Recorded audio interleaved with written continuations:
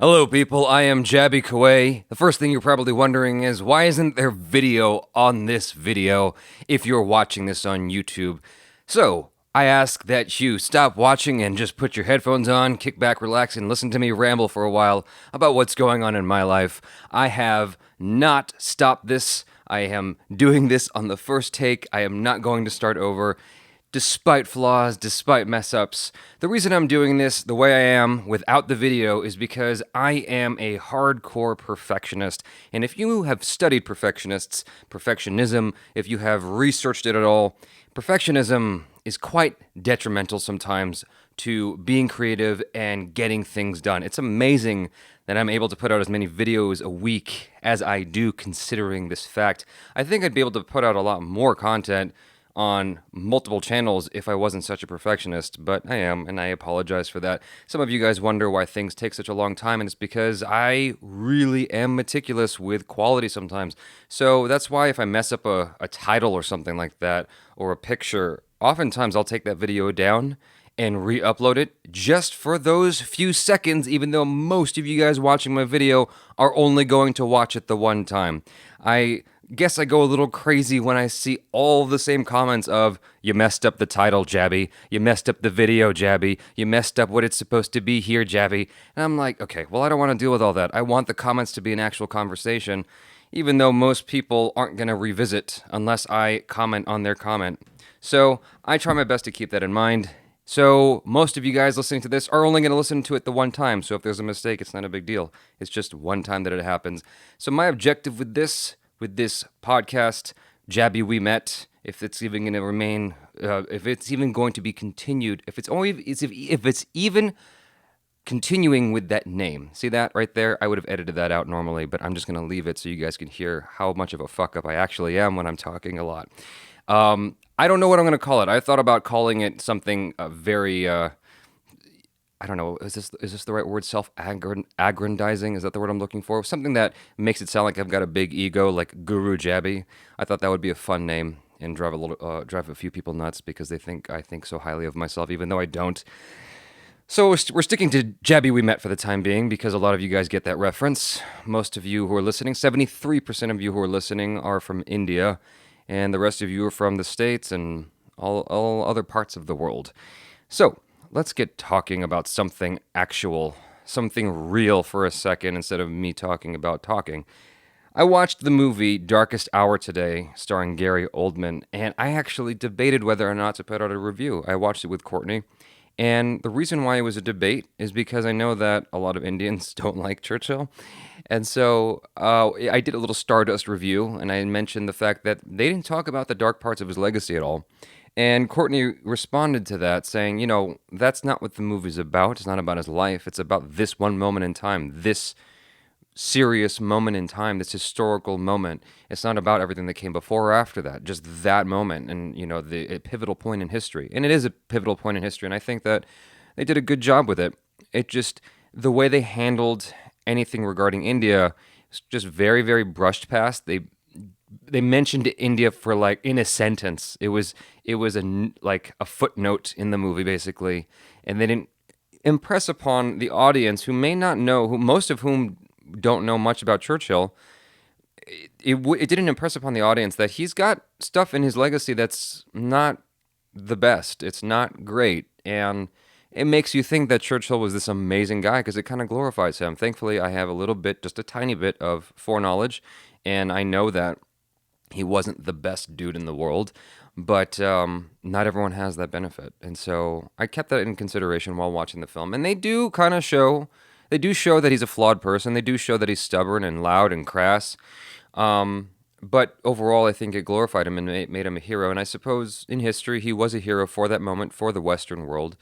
But it would have been cool if they shed a little bit more light on his background. I mean, I think that would have been even a better way to approach it, saying, Churchill has this in his legacy, but this was a defining, glorifying moment for him. There's another thing I would have cut out normally. So I think that there is a way to handle it better, but they didn't. But unto itself, just as a film, I think it was fine. If you are open minded about it and the positive side of his legacy, it's worth watching. You can check it out. But otherwise, if you're very sensitive about Churchill and despise the man for everything he's worth and no matter what good he's done, then do not watch it because you'll just get pissed off.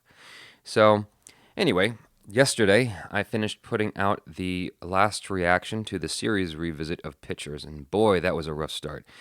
I have this fantasy, this naive notion that I've got these reactions and they're all shot. I'm going to edit them all and upload them all ready to be published at the beginning of the week so I don't have to think about it. And sure enough, I spent enough time on one. I'm so tired. I don't want to edit anymore, and so I put it off to the next day and the next day, and then you end up with a day without a video going up. Now, that was surprising to me that day that people had the response they did to a video not going up, because at the outset, I don't know if you guys read the comments, at the outset, on Pictures, people were really pissed. Like, they were really upset with the group I had chosen. First off, let's not forget that there were naysayers who were like, oh, look at Jaby just trying to steal from his Indian audience, make money off of other people's work. That really annoyed me. So, people just don't understand what was involved in that. It was actually really complicated. It was more complicated to set up the revisit of that series than it was to do the original one. The original one was myself and Achara and Chuck. Now, Achara works with me, so I know her schedule. I work for myself. I know my schedule. Chuck was the only variable, and he made himself available to do that show. Having 4 people on who don't work with you, who are just doing reactions for the fun of it, that's complicated. That's quite complicated. And so I tried my best to organize a 2-day thing, and Greg stepped up and he's like, let's just do this all in one day. And so all the reactions you watched over the last, if you watched it, all the reactions you watched over the last 6 days were all shot in the same evening. And it took me a while to get to it. We shot those months ago. And it just stayed in my computer for a long time because so many other things came up. And inevitably, as I expected, one person or a few people commented saying, oh, look, Jaby's out of content to react to, so he's going back to the old stuff. And I'm like, fuck you, bitch. This annoyed the shit out of me. I'm like, you have no idea how much is just waiting to be edited that I haven't had time to do because I'm just one person. Achara's just one person. We're just 2 people doing all this stuff.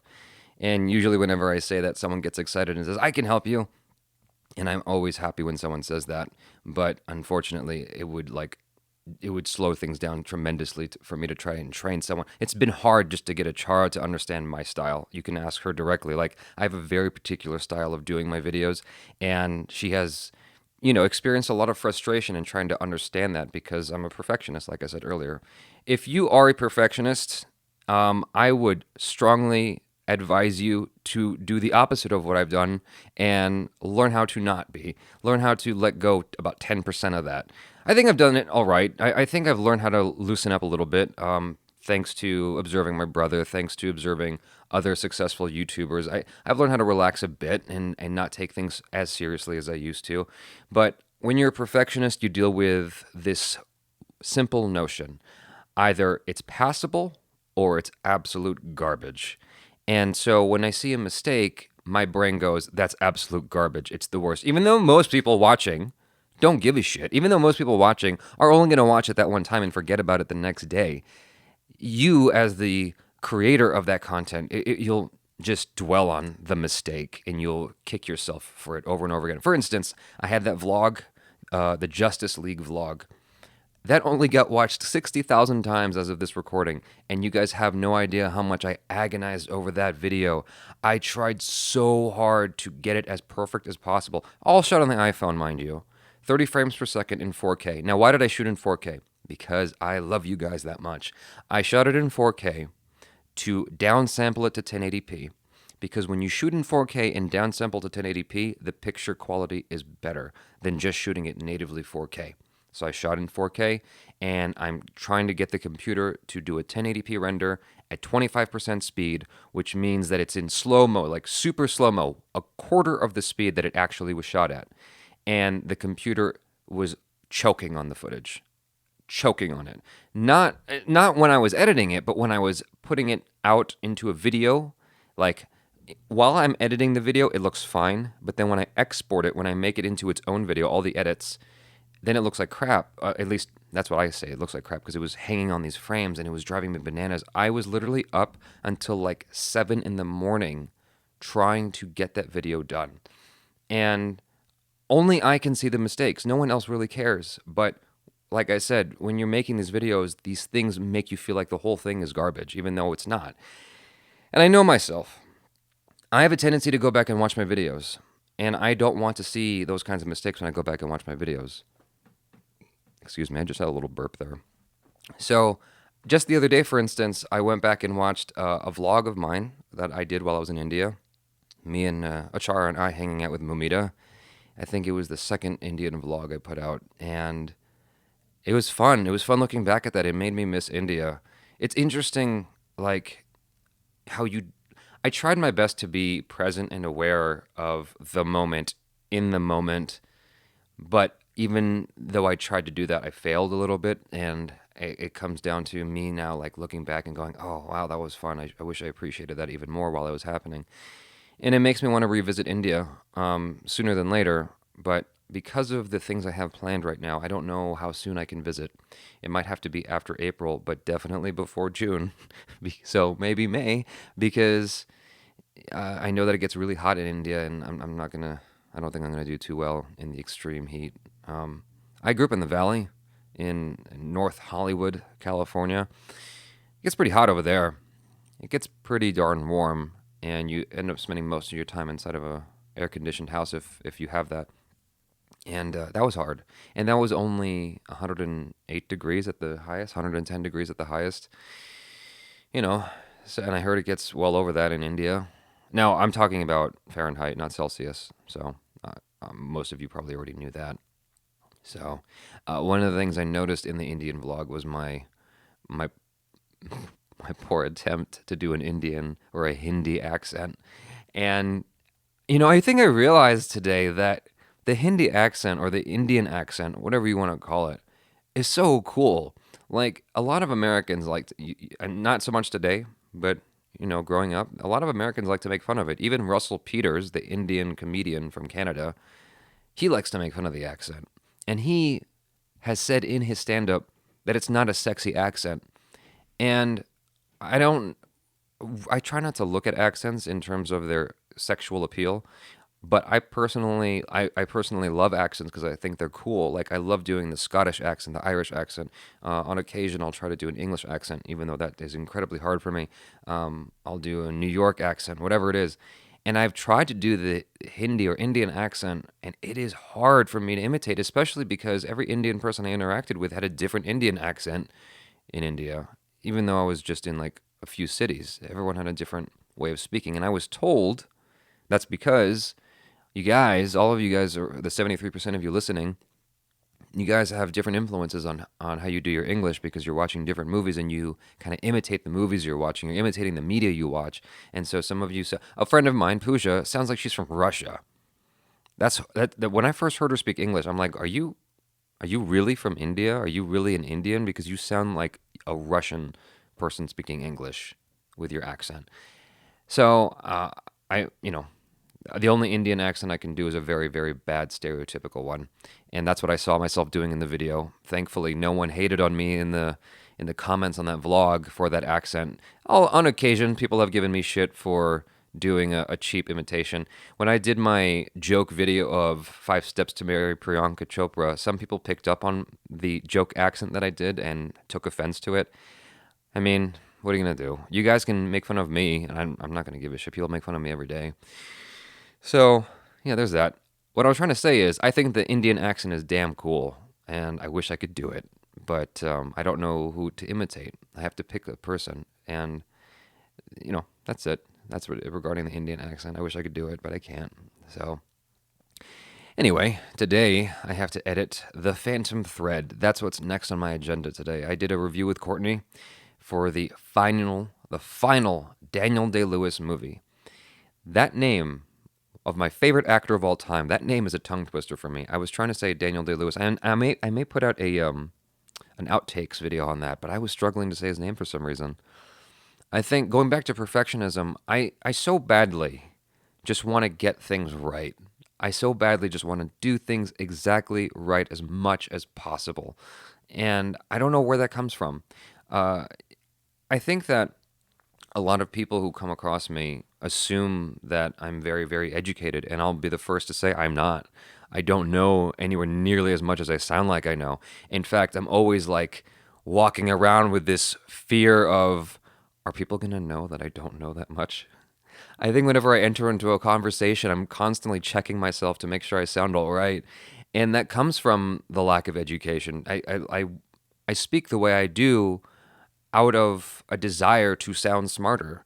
And growing up, like, I went to a community college, and my mom, she couldn't afford to just outright send me to a university. She was counting on me getting, um, what is it called when they, what's it called again? Whenever they take care of you and you have such good grades that that basically you're given money to get a better education. I forget what that's called. I want to say sponsorship, but that's totally the wrong word. Scholarship. That's the word I'm looking for. You get a scholarship of some kind, and they take care of you. I didn't get that. My grades weren't good enough. I was actually a C student in school. I was not a good student. I had a hard time focusing in school, and there's only a handful of things I can really focus on, to be perfectly honest. It's like I have a hard time keeping my focus straight. It's martial arts is one thing, movies, and editing videos. Like anything to do with making movies, I can generally keep my attention on it. Playing video games, I can keep my attention on that.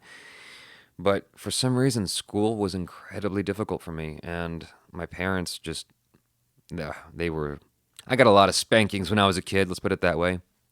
I was a rowdy child, and I got to a certain point where I was like 14 years old, I think, and I realized that most of my friends were adults. And so I was speaking like them because I wanted to speak at their level, just out of a desire to be at their level, to be at their level of thinking and their level of appreciating life and appreciating things in general and behaving. I wanted to be just like them. And so ever since I was 14, 13, 14, I've always been surrounded by adults. I liked hanging out with my dad and his friends and conversing with them. I remember being with a friend of mine when I was 14, and she was 26. She took me to her work, and she introduced me to a coworker of hers. And I reached out to shake his hand. And she's like, "It's really interesting that you do that because most kids your age don't do that." Things might be different today, but at that time, that was her observation. And, so I've always strived to sound more mature. And so now it's like I try to maintain this nature of speaking where I don't use ums and like. I try not to use filler words as often as possible. And whenever Achara does it, I get on her case about it because I'm an asshole. But it's also because I have to edit her a lot in the videos, and I don't like editing the uhs and ums and likes and all that stuff. All that filler stuff just bugs me to no end because I think it just slows down the momentum, or it slows down what you're hearing. I have found that if you pause and you just think about what you're saying when you speak to someone, they are more likely to hear what you're saying than just filling in the audio. Now, this is coming from someone who edits out as much space as possible. But sometimes when I edit videos and I edit out a lot of space, I will build in space. I will deliberately build in a space because it wakes you up. It makes you pay attention again. Like if you watch something like what I watch Philip DeFranco. If you guys don't know who he is, he's a YouTuber or an influencer. That's the word that they use for us now. Instead of YouTubers or content creators, we're called influencers. Philip DeFranco is an influencer who I watch. He's got 5 million subscribers or so. Regular viewership is about a million and 500,000, something like that. 1.5 million would be an easier way to say that. And he is the first to admit that he's not the best orator. He's the first to admit that he's not the best speaker. And he edits himself heavily. His videos are heavily edited. Every space is cut out, and he does that to keep your attention. But I think that sometimes it's important to include space in order to get people's attention. If you're constantly saying like and I think people tune you out a little bit because it becomes this monotonous sound.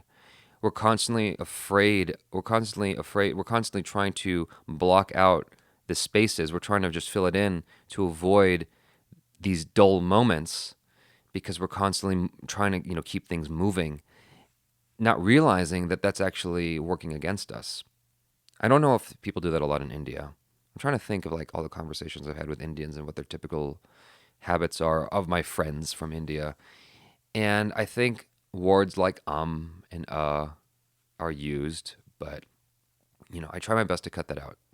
I try my best to omit it. And in my mind, if I can omit that, I sound smarter. I sound more intelligent. I sound more intellectual. Anyway, there it is. I did and I would normally chop that out, but I'm not going to edit this. I refuse to edit this. I'm going to make this a regular thing I do for you guys if it's well received, and just keep it going as a hangout thing for your morning drive on Monday, for your wake up on Monday when you've got your chai, when you've got your coffee, whatever it is you like to drink in the morning, when you've got your breakfast. Anyway, so I normally would turn to a question at this point, but I don't have a laptop in front of me. I don't have anything in front of me. I'm just kind of riffing, going off of what's been going on. I got some questions, actually, now that I think about it. I got some questions during the last live stream I did. Someone was asking me if I've ever dated any of my guests, and I have. It's interesting that that question came up because I don't think it's come up before that live stream. People have asked me if I've dated specific people, but they've never just broadly asked me if I've dated my guests. And I talked about it a little bit. I talked about, one particular person who I kind of told her I wouldn't talk about her anymore, Akira. So I'm going to leave it at that. We had a little thing, and I ended it very early. And I've dated a few others, but I don't want that to be a thing on my channel. I don't want it to be like, because it looks bad. I was afraid to admit that for the longest time. Now I give less of a shit, but I try not to mention the fact that I've dated any of my guests because then the assumption happens that I'm dating all my guests, even though that's not what's going on. I am very selective about who I date, who I spend my time with. I'm very, very, very, very particular about who I spend my time with because of my philosophy, which is you are essentially the 5 closest people to you. They are the biggest influence in your life. And if I choose to date someone, I'm not the kind of person that sees my girlfriend once a week. I'm the kind of person that sees my girlfriend a lot. I like to spend a lot of time with my girlfriend.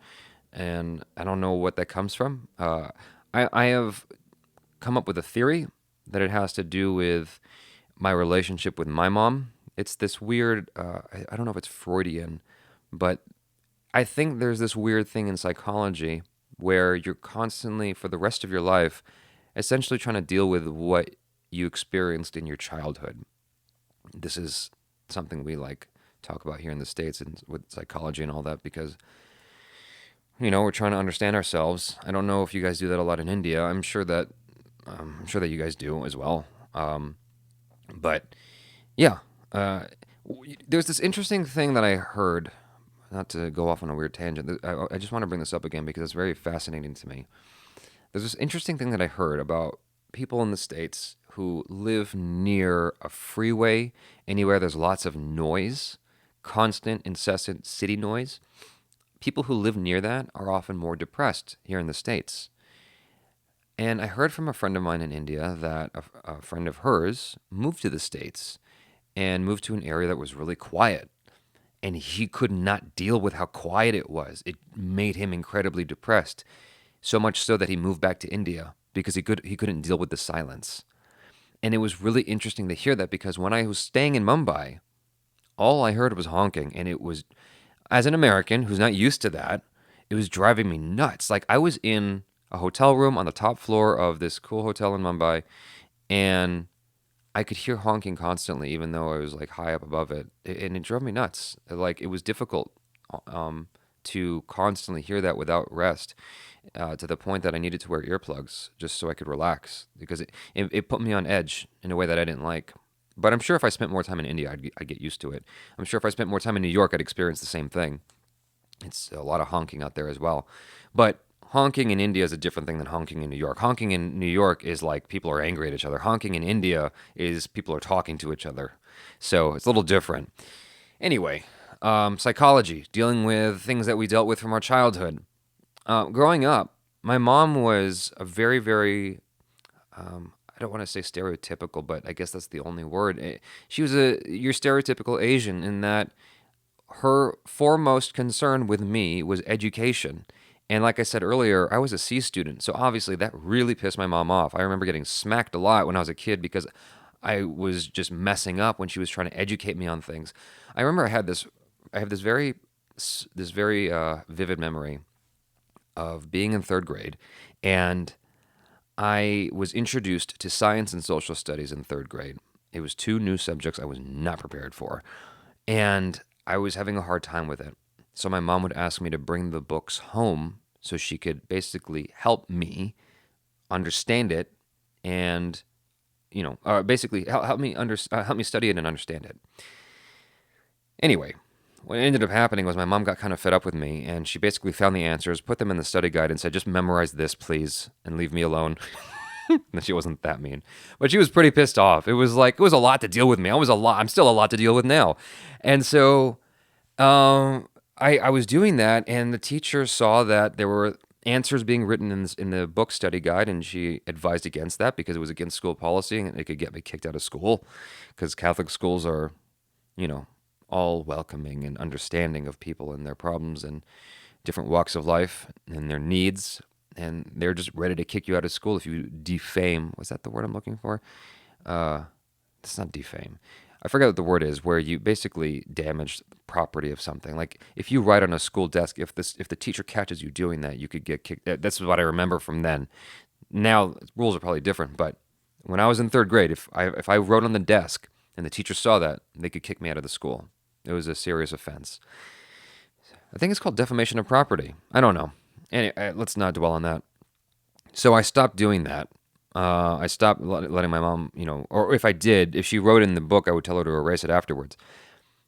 This is a long walk for a cup of water. What I'm trying to get to is this. I was still having a hard time with science, despite my mom helping me, despite my mom handing me the answers. I was having a hard time with it. I wasn't getting the concepts very well. Like I still remember trying to understand photosynthesis and it not making a bit of sense to me as a kid. Now I get it. But back when I was a kid, it was just difficult. It was a difficult concept for me to comprehend. And I remember my mom specifically asked me to to not forget to bring the science and social studies books home with me.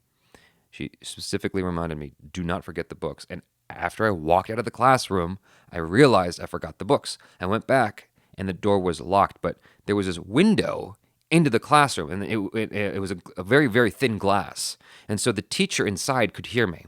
And she was surrounded by her teacher, her teacher pets, her favorite students, and they were laughing and talking or something. And I knocked on the window because the door was locked.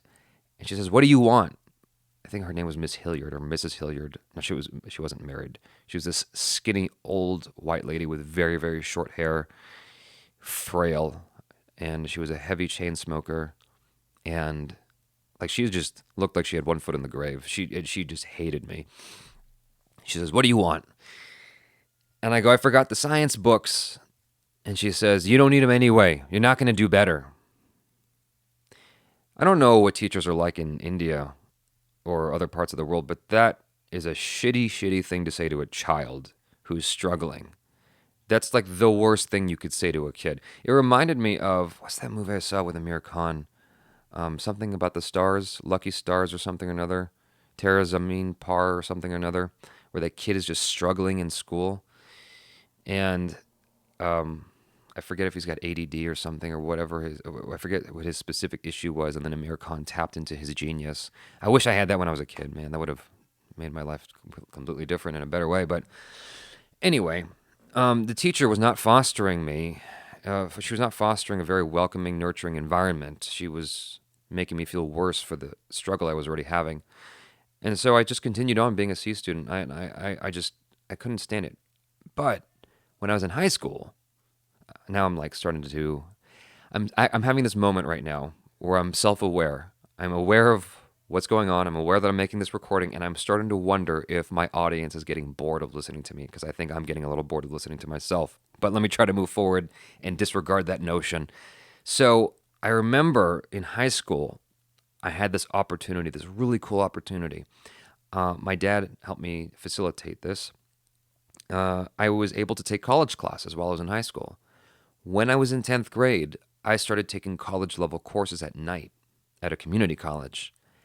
And what this allowed me to do was actually leave high school early during the day. So we normally have 6 periods, 6 classes, and I wouldn't have to take my last 2 classes because I was taking college courses at the same time. It was called concurrent enrollment. And I remember I had this opportunity to completely leave high school if I took something called the high school proficiency exam. And I wanted to so badly just leave high school and be done with it and go straight into college, because I found that when I was surrounded by adults, I was able to focus better on what was being taught. When I was being taught at an adult level at 14 years old, for some reason, it just clicked more. I don't know why. I did a lot better. Even during the boring classes, I just did a lot better. And my mom was like, not interested in that notion. She was completely adamantly against the idea of me leaving high school early. And so I hounded her and hounded her until she said yes. And so I took the high school proficiency exam and I passed. And I was supposed to leave high school at the end of 10th grade. And when I tried to make this happen, she says no. I'm like, but you let me take the test. And she says, I let you take the test to shut you up because you wouldn't stop hounding me about it. But you're going to complete high school. I want to see you graduate in the cap and gown. And for a long time, I actually resented that my mom did that. I'm over it now. That's water under the bridge. But for a long time, I was very upset that my mom made me go through that, because by the time I actually got to college, I lost the steam for it. I got 2 years into my community college course and I was planning to transfer to university, but I just lost the steam for it. By the time those 2 years finished, I felt like I lost so much time as it was. And there's this notion that this theme constantly in my life that I'm losing time to do the things that I want. It's kind of a troubling theme that I've had to get over. I'm still working on getting over it, to be honest. But I felt like I lost so much time that I needed to just make my move into the film industry at that age, because I didn't want to lose any more time. I was supposed to study real estate, and I realized that I wasn't as passionate about real estate as I was about movies. And doing real estate was just strictly about money. And it wasn't about passion. It wasn't about creativity. It wasn't about the things that I want or enjoy. And so I gave up that path in favor of just pursuing the film industry. And honestly, it's been a struggle. It's been up and down. If I'd stuck with real estate, I'd probably be in a better place. In former years, I would have been in a better place for a long time instead of chasing money, which is what you end up doing when you're a freelancer and you're a creative type. You end up chasing money to survive one month to the next. And what that taught me, though, is how I want to raise my own kids. And I had an opportunity to experiment that in my previous relationship with my ex-girlfriend and her daughter. I got to experience being a parent for 4 years. And what was interesting is I was putting into application the methods that I knew I wanted to use, and it was working. Now, it may not work on every kid. It may have just worked on Chloe, but it was working really well and really strong. And I was actually really proud of Chloe during the years that I had her. Just to give you guys some context as to what I'm talking about.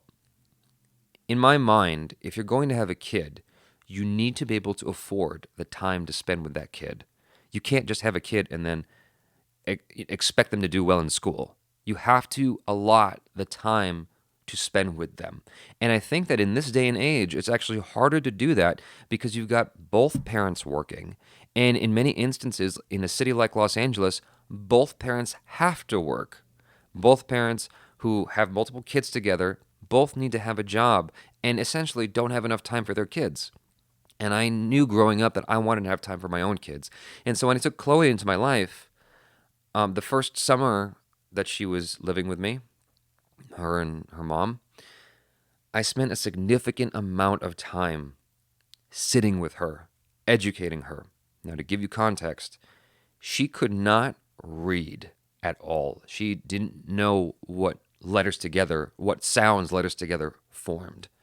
And so I spent a considerable effort just getting her to understand words, and then getting her to read, and then getting her to do math, basic math. And by the time she walked into first grade, she was doing fourth grade level math and reading off the television. Like, she was a fluent reader, and that's what helped us to do the movie reviews that we did, for those of you who've seen them.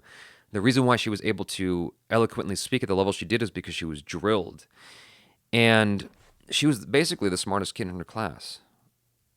And it's only because I afforded the time, or I allotted the time to spend with her. And I think that it's capable for all kids, or most kids, to be way smarter if the parents allot the time to spend with their kids and really educate them, really give them the attention they need.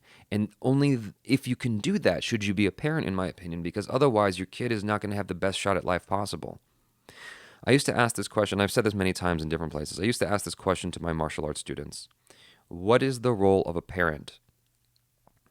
And I said this in a podcast recently with Jennifer Lynn Warren. What is the role of a parent? And kids would say random things like, to feed you, to make sure you're okay, to make sure you get to school, to give you video games. They would say all kinds of things. And I would respond, no, it's some of that in a way, but the main point of a parent, the main point of that adult in your life, is to make you an adult, to make you a well-rounded grown-up. That's the point. Because that's what you're headed towards, is being a grown-up. That's what everything is geared towards. And so that's the point. And if you can't do that, if you can't provide that, then don't do it, because you're just hurting yourself and you're hurting the kid in the long run. So there's my tangent on being a parent. This coming from someone who does not currently have a child, so keep that in mind. Anyway, I thought about getting a dog. I miss having a kid. I'm not going to lie.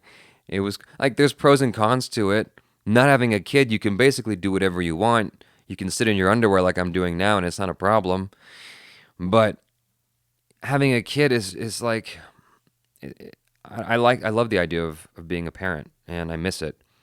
But I'm not currently in a position with anybody to have a kid.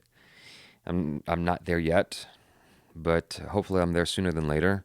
I thought to, basically to keep that appetite at bay, I thought about getting a dog, just so I'm taking care of something, but it's not the same, obviously. Even though a lot of people like to compare having a dog to having a kid. I mean, because they both require a lot of attention and responsibility. But, a dog doesn't learn how to do math at some point, or martial arts. A dog doesn't. A dog's intelligence only gets so far. And they might be able to bring you a beer someday, but they'll never be able to drive you to the hospital when you're in trouble. So, speaking of dogs, that was a fun fact I put in my Muna Mumbai, in my Muna by MBBS review that goes by in a blip. For those of you guys listening and wondering how you can perfect the perfect pause game, if you just hit the left and right arrow, not the arrow key, but not the arrow, the brackets, the greater than and less than brackets. If you just hit those while your YouTube is on pause from a computer, you can go frame by frame. And it surprises me that no one has said this in the comments. And I guess it's because most of you guys are watching my stuff on mobile.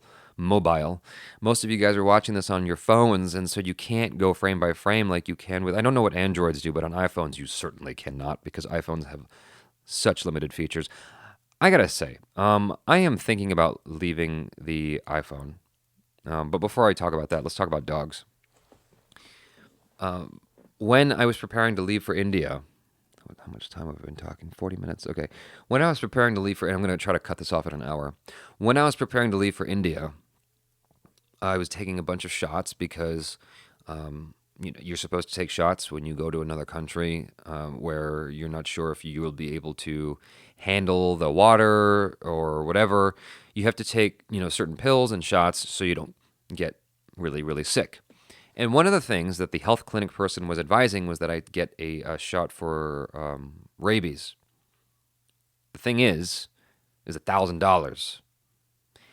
$1,000. Now, I don't know if you guys can do some fast math, but if you translate the currency, I guess that's 6,700 rupees, something like that. Or let's just say 7,000 rupees to round it off.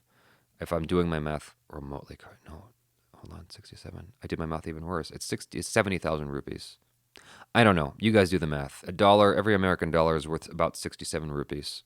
So I guess that's 6,007. Fuck it. I'm not going to try anymore. I've been talking so long, my brain's kind of losing steam in terms of math. But it's expensive. It's goddamn expensive, is what I'm trying to say. $1,000. That's almost as much as my rent.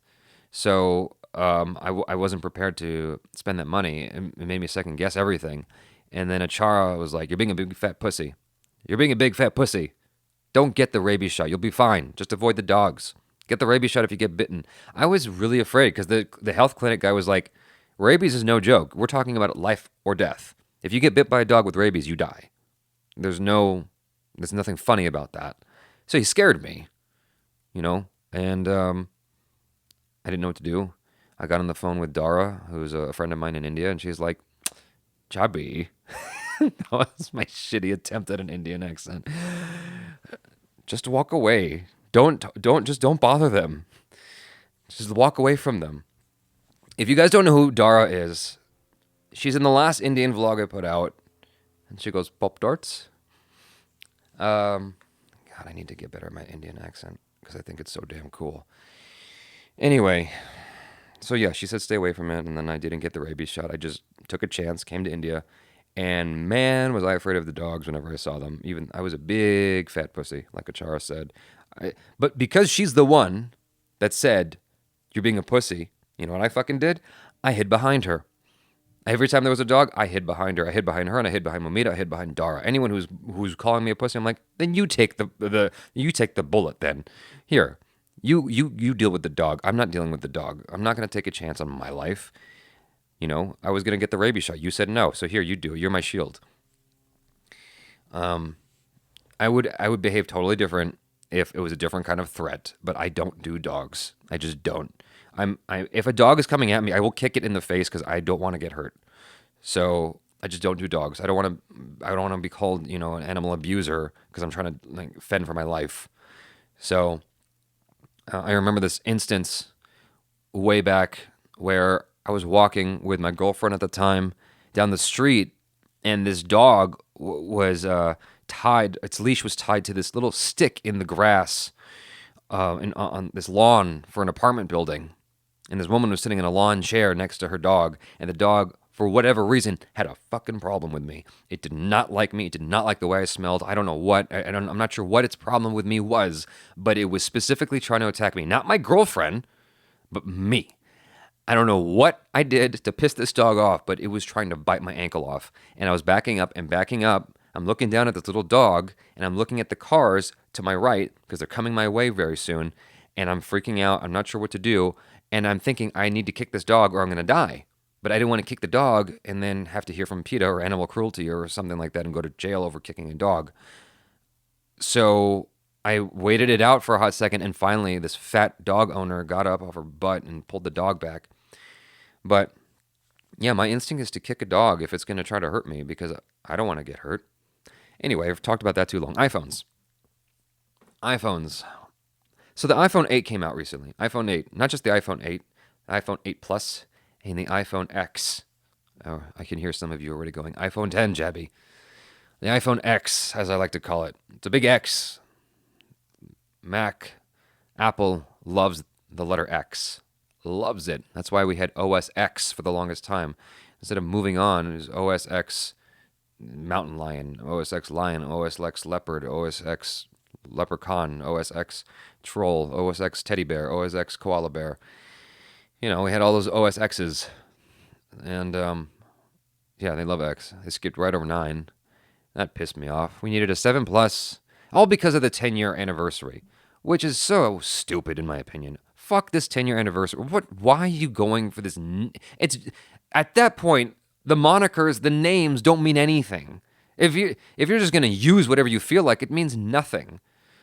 You should have actually created those installments of phones before Don't get me started on that. I can just go on all day about how annoying that is to me. But anyway, so the 8 comes out. And guess what happened as soon as the 8 came out in stores? My iPhone 7 stopped working correctly. I kid you not. So in my car, I am able to, hook up my phone to the Bluetooth so that I can play the music off my phone in the car speakers. Guess what stopped working properly? The Bluetooth. All of a sudden, phone's less than 2 years old and the Bluetooth stops working. I think there's a conspiracy. I'm pretty certain Apple is sending some shit down the chain secretly and fucking up our phones. It really pisses me off. It's like every time a new iPhone comes out, Apple goes, "It's the most powerful phone, the most powerful iPhone we've ever made. It is 5 million times better than the last iPhone." And it's like, the functionality of the phone hasn't changed all that much in the past several years. It's pretty much been the same goddamn thing, and yet the phone slows down every fucking generation. It makes me so angry. I can't stop cussing about it. It makes me so fucking angry that my phone that's less than a year and a half old is already acting really old. It's not functioning the way it used to. Things are getting messed up. I can't even type the letter I without this weird A and a bunch of horizontal lines showing up for no reason. Like, why did that happen? Where did that come from? If you guys don't know what I'm talking about, just look it up. You'll see it. There's this weird, and I think they've corrected it now with an update, a mandatory update. But I'm afraid to update my phone because every time I update it, my phone starts acting even slower than it did before. Why would I want to update it now? Who knows what the next bug is, right? So when it comes to the phones, I'm a big conspiracy theorist. We used to have that about computers, and now it's about phones. We used to think Bill Gates was putting in bugs into every version of Windows to make us upgrade to the next version of Windows. I have long since abandoned that theory. Maybe there's some truth to it, but I've abandoned it anyway. But I am a firm believer that they are certainly doing that to our iPhones because they actually used to work pretty well. And now they're coming out with a new iPhone every month. I'm exaggerating. They're coming out with a new iPhone every day. And they, it makes the last one, it's why? Why are they coming out with iPhones so often? They're not changing that much. It's all to appeal to the stockbrokers, the constituents. That's all it's for. It's all about the bottom line, the money, and it's not about making a great product anymore. And what's very hilariously stupid to me is that Apple was the forefront of this new technology, and now they're constantly trying to catch up to Samsung and to everybody else, Android, whatever. Whoever else is making phones, they're trying to catch up to everyone else. They're letting everyone else test out the new technology first, and then they're like, okay, it seems to work, so we're going to do it too. Even though, like, they weren't waiting on someone else to do the touchscreen phone. They did it first. I don't know what Apple's got left. I don't know how many years they got left. I don't know how many years this legacy is going to last them. It used to frighten me because it's like I was an Apple fanboy for a long time. Not that I was afraid to use Windows. I have a Windows machine at home. I use it for gaming and stuff, but I don't use it for like actual heavy duty computing, even though most of the world does. I use my Mac systems for editing, but I have been contemplating the last few months actually walking away. Like, I've actually been thinking about it. And I know that might sound silly to a number of you guys, especially those of you who have been on Windows for a long time and been on Android and whatever for a long time. But I've been seriously thinking about it. But I've especially been thinking about it most recently because of a couple of things. Every time Apple comes out with a new computer, I'm excited, and then I see the price. And I'm like, well, why am I going to spend $5,000 on a new iMac, that's the base rate, by the way. I'm not joking. 5,000 USD for the new iMac, base rate. It was $3,000 for the base rate for the bottom tier Mac Pro, the trash can. $3,000 for the bottom tier. $5,000 for the bottom tier iMac Pro. Who knows how much the new Mac Pro is going to be? They're coming out with a new Mac Pro, for those of you who are interested. It's going to be modular, unlike the trash can, where you can actually add stuff on there and use it like you would a normal computer. I don't know if they're going to have a fancy schmancy design, but it's going to be closer to what is a very usable, upgradable computer. But who knows how much the base rate on that computer is? Who knows how much the baseline, the entry cost is going to be on that computer? By the time you deck it out with all the bells and whistles that you need, not that you want, that you need, it's going to be well over $5,000, $6,000, $7,000. And that pisses me off. And so I build a Hackintosh, and I use PC parts, and I sweat and cry and yell and bitch and cry some more over trying to get my computer to be a Mac, and then eventually it does, and it's mostly functional, and I use that. That's what I work off of, and then I get tired of that after a while, and I want to go back to having a Mac. And then I look at the prices again, and I go through this process all over again. Same thing's happening with the phones. I can't Hackintosh a phone though. I am starting to really grow wary of Apple and what it's doing, and so not wary, tired. Wary, maybe it's the same thing. I don't know. I'm not a dictionary, so don't hold me accountable. But yeah, now the biggest thing that's actually like inspiring me to contemplate the switch is one thing, is the red phone. I think it's called the red hydrogen. The red hydrogen phone. Let me tell you something. I am a stupid amount of excited for this red hydrogen phone. And it is ridiculously expensive for the entry. If you don't know anything about Red, which I'm sure a lot of you do, Red is a camera company. They make the camera that most of the movies you watch today are shot on. Before Red, we mostly shot on film. And then Red came along and said we can do this just as well on digital. They came out with a 4K cinema camera. And since then, they've come out with an 8K camera, and they're just continuing to push that further and further.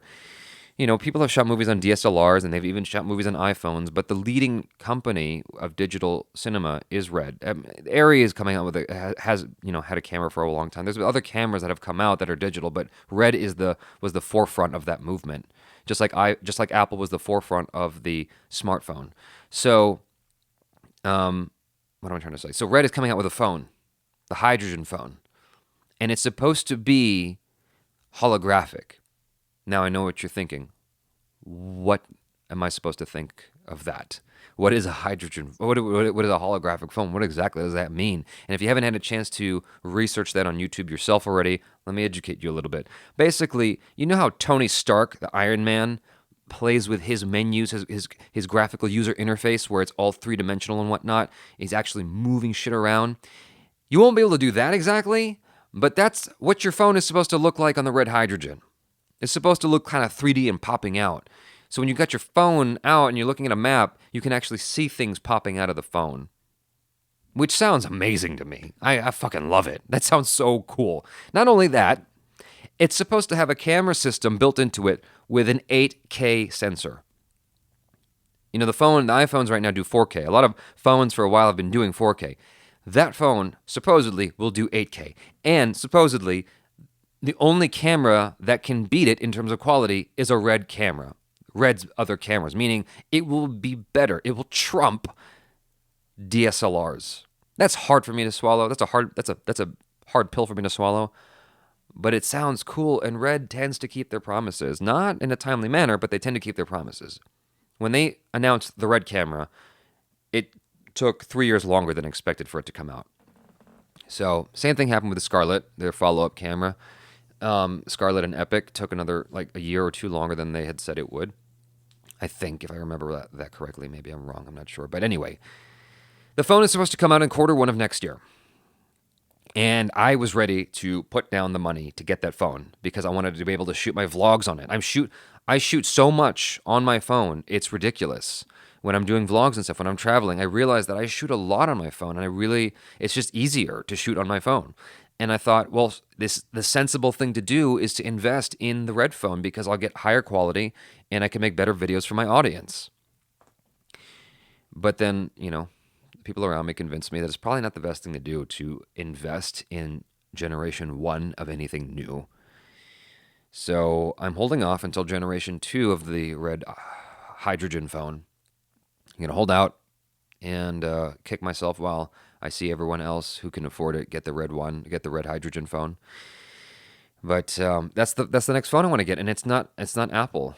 It's Android. that I have to learn how to use that interface because that's what it's going to be from now on. And I thought about buying a new Android phone right now to switch over early and get used to it so that when the red phone comes along, I'm more equipped to deal with the phone.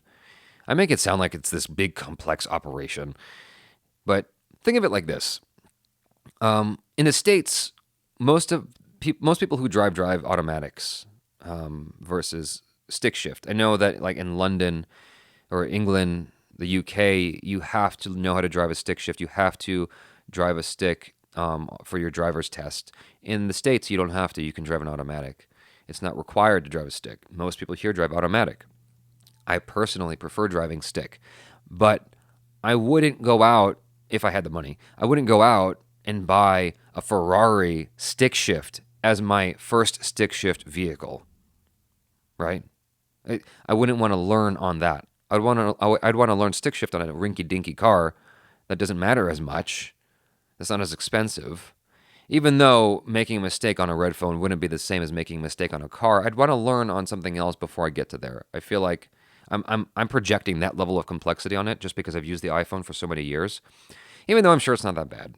I mean, I'm able to switch between Windows and Mac just fine. So anyway, yeah, I'm gonna make the switch, people, at some point. Got to do it. I'm just so irritated, and I'm wondering if I'm going to be equally irritated with the Android phones. You guys tell me. I don't know. Is everyone Android people make it? Here's the thing that's so funny to me. I'm going to end on this. I hear Android people complain about how iPhone users always rub it in their face how amazing the iPhone is, how Android users always are so annoyed with Apple people for being so proud of their phones as if it's the best thing ever and as if they're the first ones to come up with these new features. And the funniest thing is, I don't know any iPhone users who do that. I don't know any iPhone users who have ever been like, "Oh yeah, my iPhone, yeah, this it's the best thing ever. I can't believe no one else has come up with it. It's amazing. I don't know what anyone else is doing. I don't know how anyone else uses an Android phone. Yeah, my iPhone's amazing. It's my best friend." Like I don't know any iPhone users who do that. But I hear Android users doing that. No offense to any Android users listening, who is probably most of you. I don't mean any offense by that whatsoever. But most of the people I hear bitching about, or most of the people I hear touting their phones are Android users. Now I know a lot of you guys are probably balking at that and thinking I'm full of shit, but I'm serious. So I'm gonna give it a shot at some point. I don't know when, but at some point I gotta, grow up. Grow a pair, balls to the wall, and use an Android phone. I should do a whole skit about this. I should do a whole skit about me trying to make this happen. I thought about doing like these.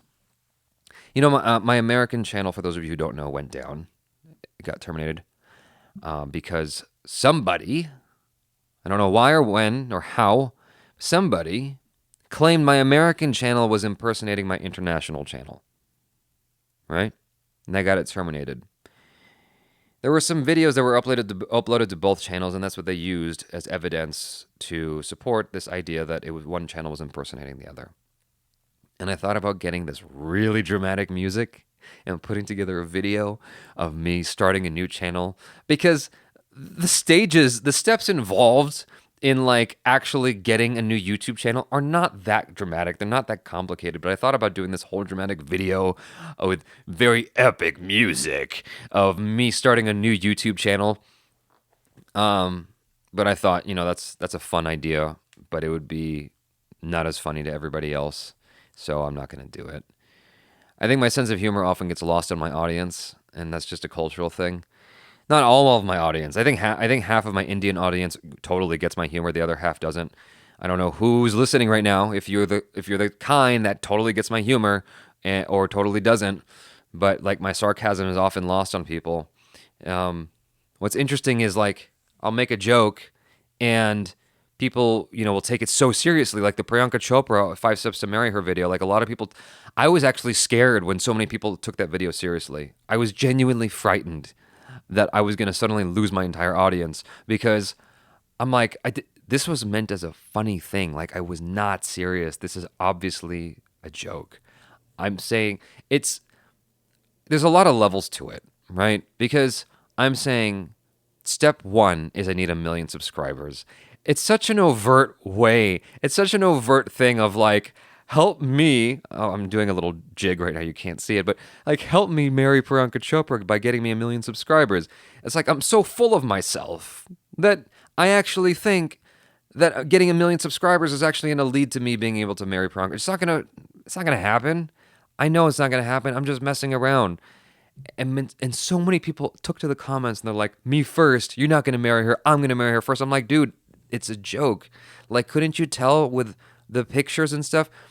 I didn't even get Priyanka right on the first clip. I had Deepika in there. Monumental mistake. Monumental mistake. By the way, that was a genuine fuck up on my part because I was surrounded by Indian people, including what's her name, Akira, who all watched my video and approved it. And they all had the same excuse. Well, Priyanka's in the trailer. She's in the movie. I'm like, yeah, but that wasn't her clip. Anyway, I'm not going to go into that. The whole thing is a joke. And a lot of people didn't get the joke. A lot of people did. But I was scared that most people did not. And so I followed it up with another joke. And people thought I was serious again. So I suspect most of you guys who are listening to this actually get my sense of humor, get my sarcasm, and totally dig it. But that's why I've started doing like some of these things where if I'm making a joke, I'll say something like you see in the Indian movies. Taking it seriously is injurious to health. Because, it is. You gotta laugh at me. I laugh at me all the time. Because I think I'm funny, even though maybe I'm not that funny. You know who's really funny is Greg. Greg is really funny. And the thing is, I'll admit that to Greg. I'll admit that to friends. But when I see it in the comments, man, it drives me nuts sometimes. Where people go, Greg is way funnier than Jabby. I'm like, no one asked you, asshole. Shut the fuck up. Close your mouth. No one asked you. I don't say that. I think it, but I don't say it.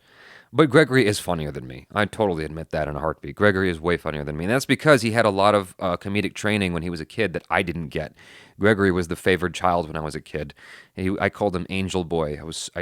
Me and Greg used to hate each other when we were kids. It's amazing how well we get along now, but we used to hate each other. If you have siblings and you're young and you're listening to this, hold out. If you don't get along with your siblings, because one day it'll get better. One day you'll depend on them. One day they'll need you and you'll need them. And they'll be there for you, and you'll be happy that happened. And if you don't have siblings and you're jealous of people who do, don't worry about it. It sucks. It's the worst. I mean, at least your formative years. There's pros and cons. There's pros and cons. But I love my brother, and I think he's hilarious. And I actually aspire to be as funny as him. And we did a skit not too long ago. I'm over my hour, so I'm going to wrap this up soon. We did a skit not too long ago for I Want My Lauren, the influencer, and they wanted me to do a Steve Jobs type character. And so I decided to assume this very quiet demeanor, quiet but strong, quiet but strong-willed, I should say. And I was improvising, and I kid you not, it was the first time I was making Gregory laugh. And it was one of the proudest moments of my life that I was making my little brother laugh. I couldn't believe he was cracking up so hard. Like, he couldn't keep a straight face when he was trying to do his lines. And it was everybody in the room was busting up at what I was doing. I couldn't believe it. I had the whole room laughing. I wish you guys could have all seen it. The whole room was fucking laughing at me at the improv I was doing. And it was so cool that people were like breaking. They couldn't keep character, including my brother. And that made me happy. And and Greg afterwards was like, yeah, you're really funny. I'm like, wow. I almost cried. I'm so stupid. Anyways, you guys, I'm over my hour. Hopefully you guys have a wonderful day. If you're in school, study hard. I see those comments where people are like, I should be studying, but I'm watching this video, and I say the same thing every time. Study. Don't fuck up your school on account of my ass. Hopefully you're just joking when you leave those comments, but don't mess up your school on account of me. Please study, and then you can watch my video later or listen to my audio later. But yes, thank you for hanging out with me and letting me ramble for a while. Hopefully I didn't say anything too offensive or stupid or make too many mistakes, too many likes, ums, uhs. And hopefully this was a solid podcast for you guys. And if you like it, vote it up. And I'll return the following weekend and hopefully do this again if I'm not lazy about it. It's been hard for me to keep consistent podcasts, man. It's so difficult. I don't know why podcasts are the most difficult thing. I think it's because I'm always trying to edit them and whatnot. And this is not going to be edited. You're hearing all the mistakes. Everything. Everything.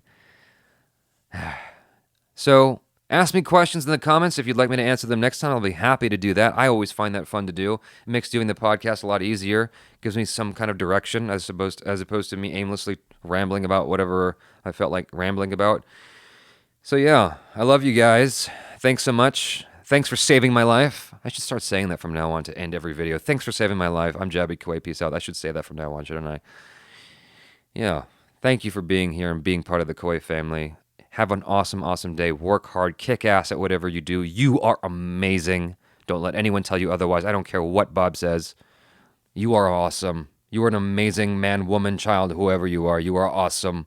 Kick ass at what you do, and you have an awesome, fantastic fucking day. I'm Jaby Koay.